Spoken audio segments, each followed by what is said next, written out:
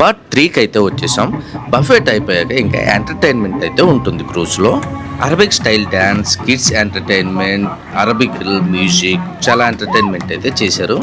Main ఈ క్రూజ్లో journey చేసినప్పుడు ఆ వ్యూస్ అయితే చాలా బాగుంటుందండి. సిటీ వ్యూ అయితే చాలా బాగా కనబడుతుంది అనమాట. ఎందుకంటే ఆ నైట్ టైము ఆ లైటింగ్స్, ఆ బిల్డింగ్స్ వ్యూ చాలా అద్భుతంగా ఉంటుంది. కొన్ని అయితే దుబాయ్లో ఎక్స్పీరియన్స్ చేయాలి. ఎందుకంటే ఇలాంటిది వ్యూస్ కానీ ఇలాంటి ఫెసిలిటీస్ కానీ వేరే దగ్గర అయితే కష్టం దొరకదు అనమాట.